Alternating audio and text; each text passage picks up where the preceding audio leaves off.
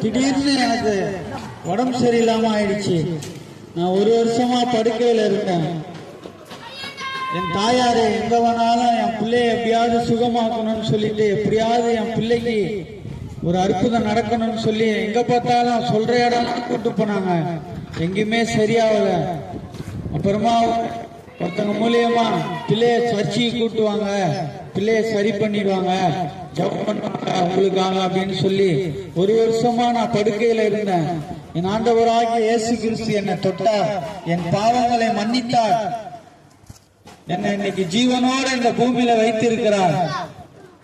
எனக்கு பாத்தீங்கன்னா 2 பையன் இருக்கு, நல்ல மனைவி, என்னை நல்லா ஆசீர்வதித்து வச்சிருக்கிறார். அது போல உங்களையும் உங்களுக்காக அவர் சிலுவையில ரத்தம் சிந்தினார், உங்களுக்காக அவர் மரித்தார், உங்க பாவங்களுக்காக என் பாவங்களுக்காக அவர் மரித்தார். இன்றைக்கு 3ஆம் நாள் அவர் ஜீவனோட மரித்து உயிரோட இருக்கிறார்.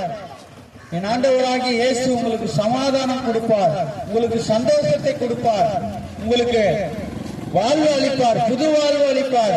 அவரை என் ஆண்டவராகிய இயேசுவை நீங்க ஏற்றுக்கொள்ள அவர் உங்களுக்காக தான் அந்த பூமியில மரித்தாரு.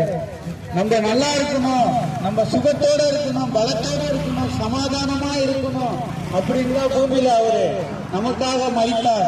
அவர் ஜீவனோட இருக்கிறார். பாத்தீங்கன்னா இது போல என் வாழ்க்கையை அவர் மாத்தி கொடுத்தார். இன்றைக்கு நாங்க குடும்பத்தோட ஜீவனோட நல்ல ஒரு ஆசீர்வாதத்தோட நாங்க இருக்கிறோம். அதுக்கு காரணம் யார் என்றால் என் ஆண்டவராகிய இயேசு கிறிஸ்து ஒருவர் மாத்திரம்தான். எந்த மனுஷனும் எனக்கு வர